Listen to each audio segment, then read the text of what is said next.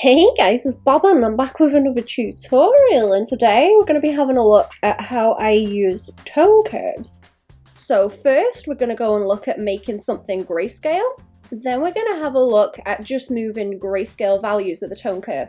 Then we're going to look at bringing colors into that grayscale to see how the tone curve works.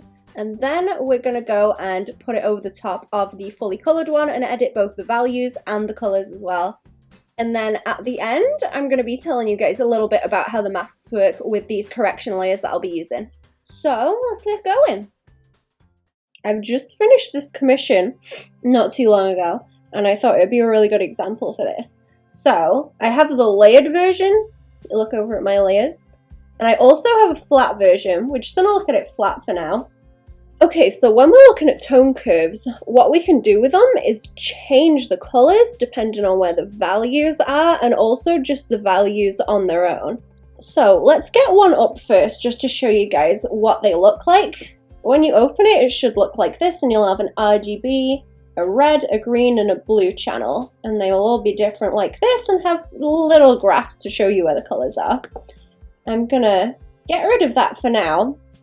But from looking at that, what we can do is we can either change the colors, or we can change the values, or do both.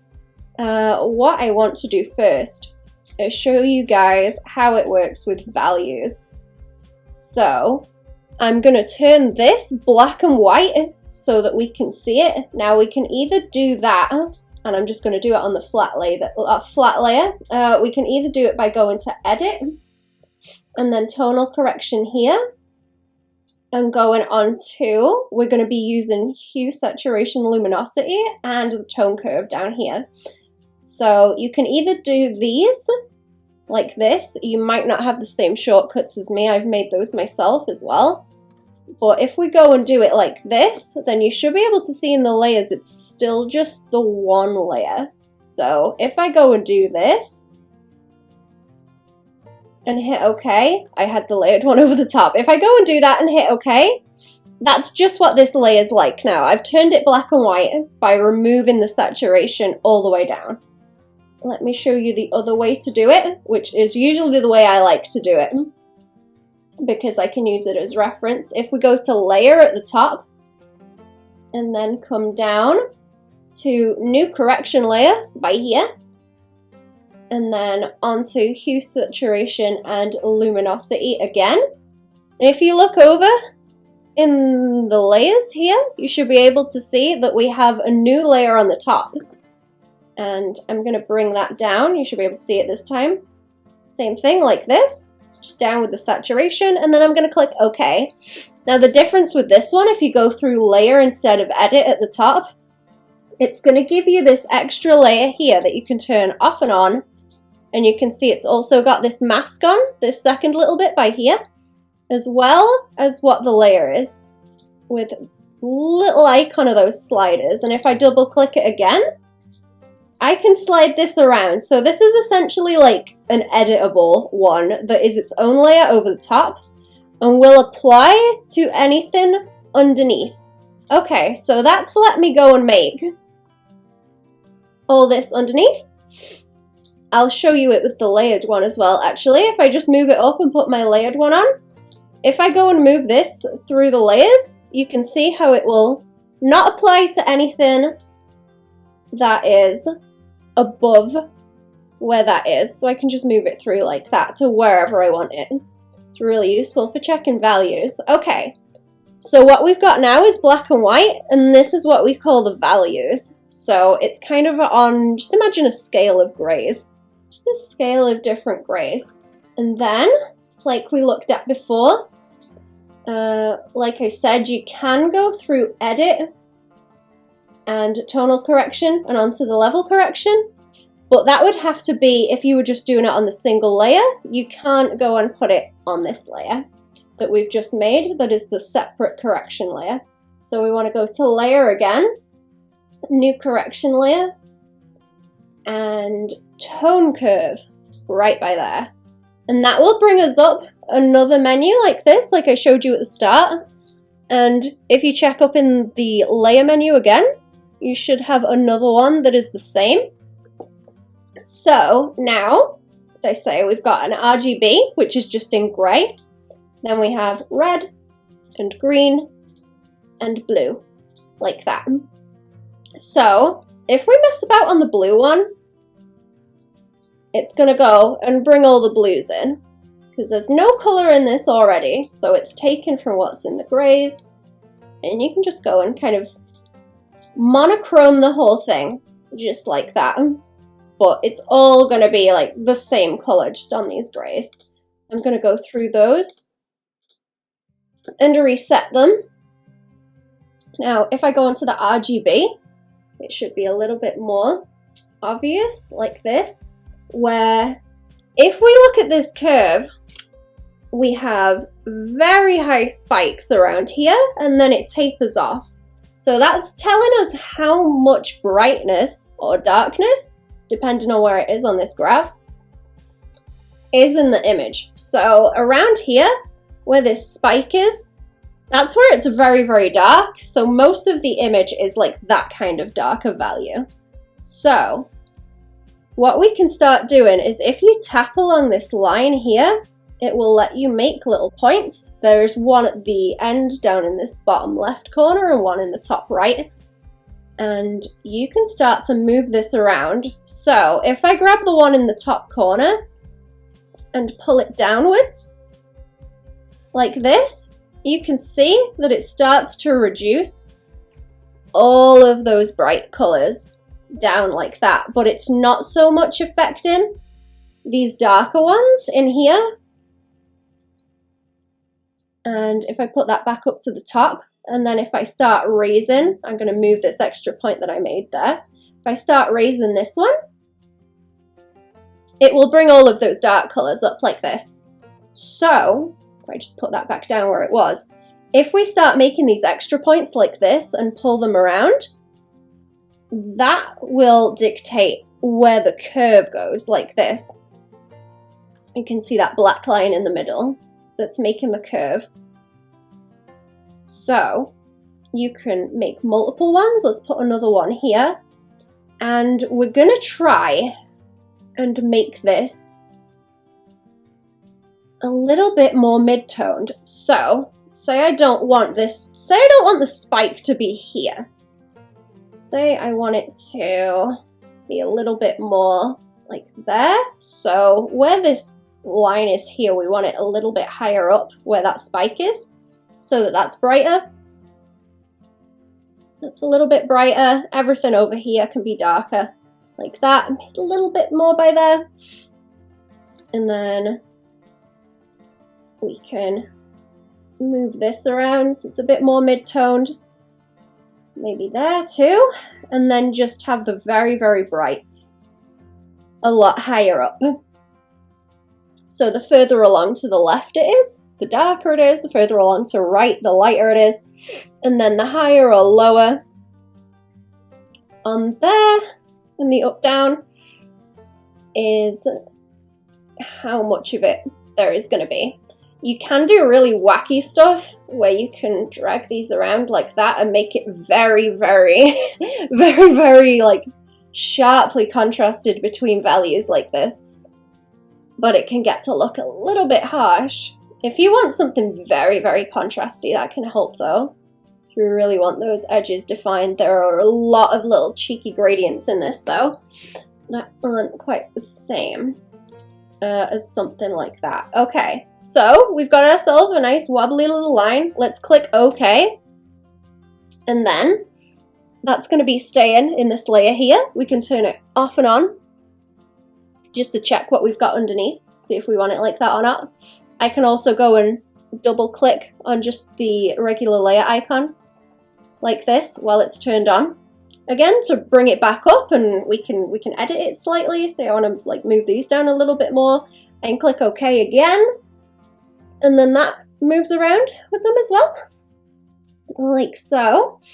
If I take off my one underneath that was removing the saturation to make it black and white, and then I put it on, you can see the same kind of effect on that, which makes it look kind of really weird with the colours actually. That makes it look a lot worse. But you can see how it's applying the same thing, but it might not look quite as good with the colors if you're going and applying it to a colored thing. This can be really useful if you have something that's already black and white, like if you're going from black and white to color and you kind of do your whole painting process in that and then color it later, but you need to like fix your values a bit like this before you keep going to make sure your values are correct. It's also very useful, this one, for reducing the saturation, like so. For if you do have a colored piece underneath and you just want to check what the values look like so. Now, before we get into it on the full colored version, I'm gonna go and just use this grayscale one that we've edited. I'm gonna go back up to layer. We're gonna make another tone curve over the top on its own layer. New correction layer, down to tone curve again. Like I say, that's another one. You'll have to make your own shortcut for it. It doesn't come with that as a default. We'll bring this up again.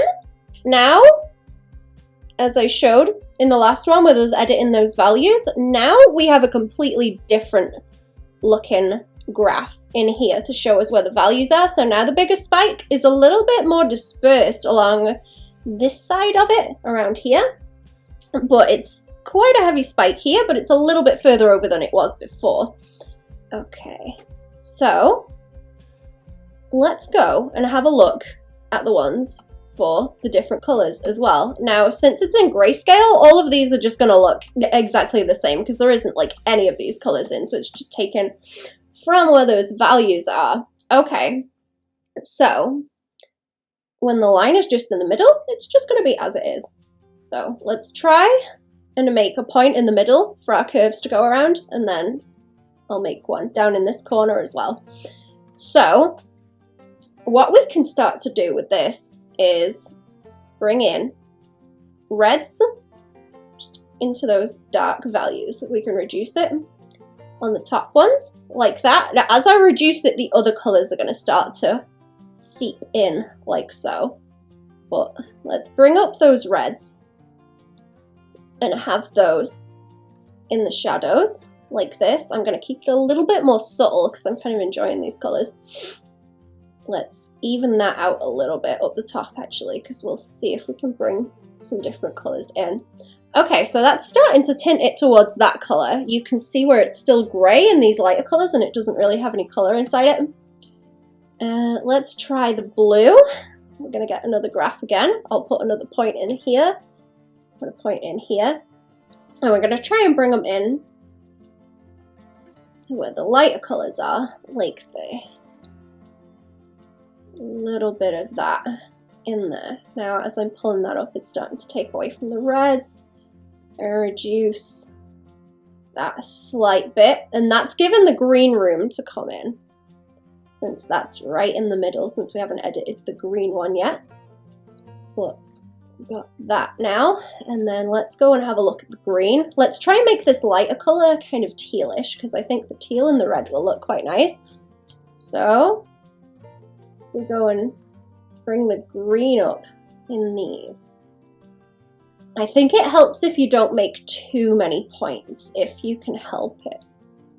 I try to keep it to maybe around 3 or 4 that I'm actively messing with, including the one that's either at this corner or the other corner, the ones that are like already there. Okay, so that's getting on for being quite teal. If any of the colors that you're trying to bring more of in like this, like I'm bringing the curve upwards on this one, if it's not quite going as far with the color as you want, sometimes you have to go onto the other ones that will be opposing it. So the red, you can see it's still like quite, it's not as cool as it could be, or it's not quite as green as it could be. But if I go and get this red and bring it down, now granted there's not a whole lot of red in this top bit, but if I go and bring that down, you can see it starts to bring more of the blue in, gives it more room. If I bring the blue down a little bit more as well, then we get a nice teal. So it's not just bringing up a single one, it's pulling the others down to give the other color room to come up. Also, let's see what else I can do with this. I'm gonna like I say, I want more red in these shadows, so I'm going to pull the blue down more where it's kind of heavy there. See, then it starts to go a little bit kind of yellow because we've got the green and the red on the go. So it's getting more close to that way. Let's pull the green down to give the red more room, like this. See, now it's starting to come through without me even touching the red. Okay, and then let's go to the red again. It might not even want that much pulling up. It's kind of okay. I think it's kind of okay like that. Some of these values with the blues and the greens are a little bit bright here, so I think I'm going to pull them down slightly on the green because I know that's bringing in a much lighter value. Much lighter value. Make sure there's enough to keep it teal, like so. Okay, let's go back through these again because I think I'm happy with the way that looks. Again, because I've gone through the layer and then new correction layer, once I hit OK, this is on its own layer that I can turn on and off, like this. If I double click that, it will bring it back up. That's just the grayscale one, so it's not going to interfere. Go through the red, it's still as I made it. So we've got, as you can see in the graph, this higher red around the bottom, and then lower red as it comes into these colors in the lighter ones. Go into the green. It's kind of very soft around here, which is why it's not the strongest red. It's sort of a rust color since it's mixing with a little bit of that green in there. And then as it comes up, we get the green that mixes with the rest of this blue that I have here to make the kind of teal. And then this heavier blue that would be turning it to purple if I did that down the bottom is a lot lower. Okay, so that's what's going to happen when you do this on a full colored image as well. This is just a better way to explain it when we go through it from the grayscale into putting those colors on. Okay. Can also be very useful if you just want like a few little colors like this, sort of the same or similar to a gradient map in ways, but it's mainly kind of with two colors, unless you can move those points around a little bit more to get them to mix in the different values, but it can be a little bit more difficult to do it with those rather than the gradient maps. Which I'll put a link to a video I did a while ago for that at the end of this one so that you guys can have a look at it.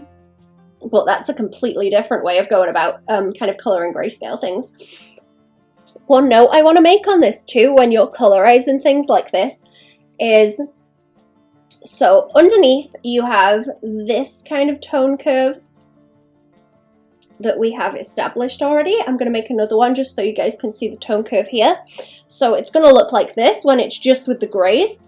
But if we've gone and colorized the same thing like this above and we go and make another tone curve, it can vary slightly just because the values of certain colors are going to change that.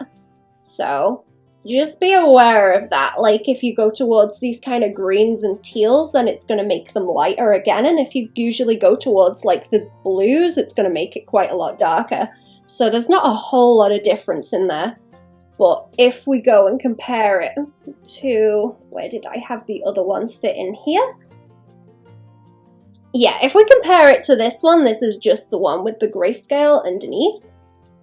And then this one, that's just a little bit different and kind of more jaggy in some areas just because of that, but that will change with the colors. Actually, a better way for me to show this would be to make another one. Okay, I've got another hue saturation one, okay? So we're going to get one that reduces the saturation and makes it grayscale again and put it over the top of this one that we've done with the colors. So what have we got? We have this colorized one over the top of that where we've just tweaked the colors of the one underneath. So if I go and put this one back on to test out the values of the colored one, or the kind of slightly colorized with the blue, with the teal and the red over the top, and then I remove the teal and red, you can see how the one underneath is quite a lot darker. And then by putting these colors on like this, it's kind of lightening everything up a little bit. So your colors that you put on like this will affect the values if you're going and putting it over the top of something that's like grayscale, or just bringing the colors in general will change the values that you have. You can see it's softened out like a lot by doing that. So be sure when you are colorizing stuff like this, just to check the values as well. Again, over the top, lots of these layers to check values. Always keep one at the top to check your values, even if you've done a bunch underneath.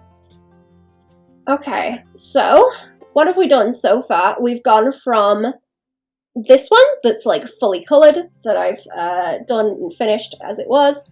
We've shown how we go and make one over the top with the hue saturation layer, the correction layer just over the top to check our values. We've done another a tonal correction over the top, just like this, and we just did that one with the values. So we bring it out, just messed about with the values on that one. And then the third layer over the top was us messing about with the colors. Now, what I want to do next is go and get the full colored one again. I'm going to paste that on the top so that we have another flat one. And I'm going to go and do the same thing. So let's go back up to layer, new correction layer, down to tone curve. That's going to give us it over the top. So we have another layer we can turn on and off. Okay, so the next thing I'm going to do is show you guys it with a tone curve, changing the colors and the values over the top of the full color image. So I'm going to copy it and paste it again so it's over the top and covering everything else. And I'm going to go and make myself another tone curve. So we're going to go up to layer, again, new correction layer, and tone curve, like so. So we're presented with the same thing again. We know what's going on now. We've got a smell for what's going on. So if we start messing about with the values, it's going to do the same kind of thing. It's going to do the same kind of thing. You can see it's kind of moving those around, but it's you know, it's just in full color now. So let's try, what should we try and do? Bring it up a little bit again. Ooh, that really washes it out. Okay, we can try and do that. We'll kind of make it look like a washed out old photograph like this, where the darker values are a little bit lighter. They're not showing up quite as well. Like this, I think. Down a little bit there. I'm probably using more points than I suggested on this one. I tend to get a little bit wackier with it when I'm doing this kind of stuff. But we'll have, yeah, okay, quite a lot in the mid-tone still, but like lighter on those darker colors. So it's got that kind of washed out feel. Okay. As I say, I can click OK on this one if I want to, and reopen it by double clicking on it. And then, now we've got that, let's go through our colors. Now, on this one, you'll notice that the graph on this, just for the values, kind of grayscale, is one way. And then if we go through the colors now, you'll start to see different looking graphs that tell us where the colors are in those values. So the blue one looks very, very different to the red one, like that, because there's a lot more red in this. Okay, so what I can do with this, let's try and swap the colors. What if, make some points on here, what if we take the red away from the shadows where it is mostly hanging about, and kind of try and invert this so that we have most of the red in those highlights and a lot less of it down in the shadows. I'm going to try and make the shadows blue actually. So there is quite a lot in the very, very dark colors, but if we bring it down for the highlights and then bring up the blues like this in the shadows more, like that, We don't want it quite that heavy because it's not working very well if it's that heavy against the kind of orange lighting. Like this. But that makes this kind of a lot warmer, and then we have a different color here. I'm gonna go and look at the green. Usually I'll move the red and the green, the red and the blue about, and then the green is usually me moving it in opposition to the other ones that I want to be heavier. So I don't mind the green being quite heavy in these more highlighty zones, so that it reads. Actually, if I'm quite heavy with this, you should be able to see, as I move it up in the top end, it's very, very obvious that it's in those highlights. If I move it down in the mid values, again, it's very, very obvious where that's turning up. And then if I move it up in the shadows, it's very, very obvious again. Okay, where do we want to reduce that? Let me reset this one. There's a little reset button here. When you hit that, it will only reset the current one that you're on. All the settings for the other ones are as I've already done them. Okay, and maybe a little bit less of that. The value of the green is a bit lighter, so it's lightening any values that I have in there. So I don't want it to do that, but I do want it more in these midtones, just to light those bits up. Like this. And now my blue has gone a little bit out of whack, so I'm going to try and bring that back in. Try and bring that back in like this. It's also a darker value, so it should do a little bit better there.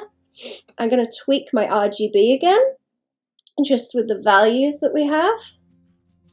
Like this. I think it could maybe do with a sharp point of darker in here somewhere. It just comes down a little bit more, like so. Okay, I think I'm happy with that.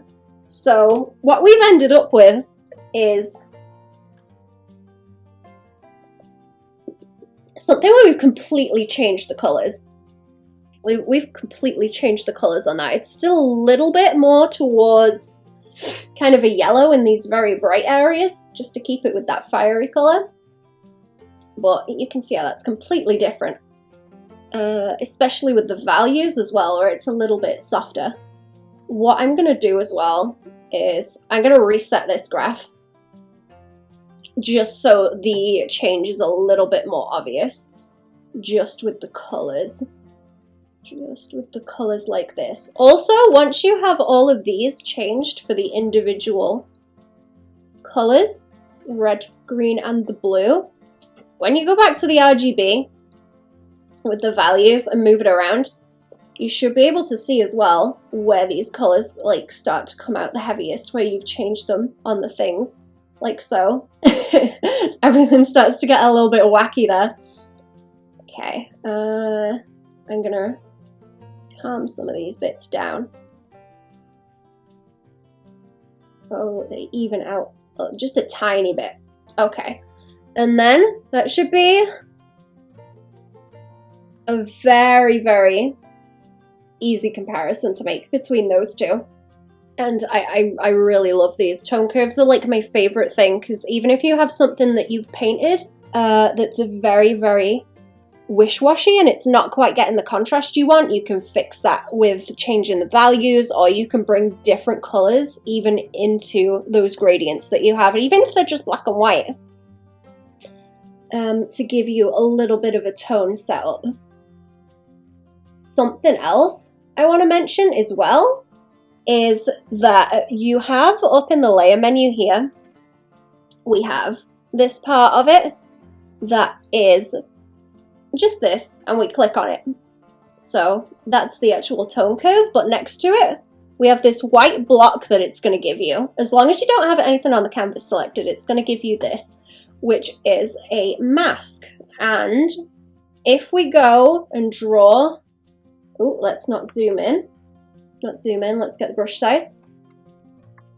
If we go and draw onto it with a transparent brush, then it will cover up what is there, like this.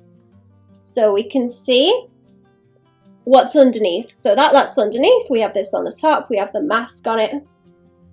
And then we can show that through if we want to. If you go and pick a color like this, then you can paint it back on and you'll be able to see that as it is, like so. So what I'll do a lot of the time is something like this where I tweak it slightly, but there'll be some corners where maybe I don't like the way that it looks. So I'll get myself something like an airbrush and just start kind of painting it in. Say where it's further away, I want it to be a little bit more red in these very heavy shadows, so I can just go and erase what I've put on with these colors and get it a little bit warmer and darker over here. Not that that looks great with this, but as an example, let's try and make it look a little bit better. I think I can make it look better than that. Just fill it with a solid color again to restore the mask. This is great as well because you don't have to like go and re-edit anything. It's just kind of painting on and taking off. But what if we bring in more of that kind of orange just around here with the fire, because it gets a little bit too blue too soon around it, I think. Around there, and maybe, yeah, maybe like kind of directly around the fire like this. And then it kind of tapers off into these soft misty blues further over. How about something like that? Yeah? Okay, and then if I go and turn the layer off and on, you can see where it's just got that mask on it with the tone curve and how I've changed it. And you should be able to see up in this mask in the corner where it was all solid white before, it's got this kind of misty blob in it with the darker color, and that's where I've gone and painted my mask on like this. What you can also do is go and right click onto that mask and you can click enable mask and you can turn it off. That will give you a little X on it. If you go and click on it again, that will restore it and bring it back. So you can always turn it off and on to see how it looks in any way, which is why I really like that you can put these as a layer on their own over the top. I'm going to leave it like that as an example. Now the first one we used to check the values is one I'll use quite a lot as well. When you do these tone curves, it tends to oversaturate things and it can be a little difficult to kind of calm it down and contain it. But if we go layer, correction layer, and then hue, saturation, luminosity, that will give me another one of these like the first layer that I made, just to show you guys it in grayscale. And I'm going to bring the saturation down. Well, you can bring it down as much as you want. Like I say, you can click OK because we've opened it as a new correction layer. We can go and open it back up. I'm going to bring it all the way down like this. And then I'm going to leave it on and I'm going to do the same with the mask and erase bits like this. So say we want it more saturated around here, since that's kind of the focal point and where the light's coming from. And then we can have it bounce around in here. We want it to glow through there quite a lot. Like this, we'll bring it over there. As it's hitting on a leg quite a lot, we could have it quite bright by there. Around here. Oh, on the inside of a wing where we've got that kind of subsurface scattering on the go. I quite like the marshmallow colours. Popcorn. And then let's try and just get a regular kind of opacity reduce. Like this, it's at the top of the layers menu, so I can like bring it up or down and let it get to the kind of level that I want. And then again, see, we've got another layer that we can just turn on and off and check and see how it looks like. So if I go back through these like this, and we have the base colors that are very warm like that, we went and did our tonal correction, messed about with the values and colors, and we got one that was these kind of colors, and then the desaturation over the top that's calming it down around all of those edges like so. So we've gone 1, 2, 3, like that. And kind of changed how it looks quite a lot and made something new. Ain't that cool? Like I say, this can be very useful whether you're doing it kind of at the end of the process. This kind of thing saved my ass a few times. But it's also pretty good if you're just starting something out and you're trying to mess about with the colours and get the right kind of feel for it. If you just have something very rough where you've slapped a bunch of colours down. And yeah, thanks for watching. I hope this helped. If it did, give us a like, share if you think it'll help someone else, or subscribe for new videos on Saturdays, and I stream weekdays on Twitch. There will be a link to that down in the description, as well as everywhere else that I post stuff and where you can get prints of things. Here's the link to the other video that I mentioned in this about the gradient maps. Yeah, thanks for watching. Bye!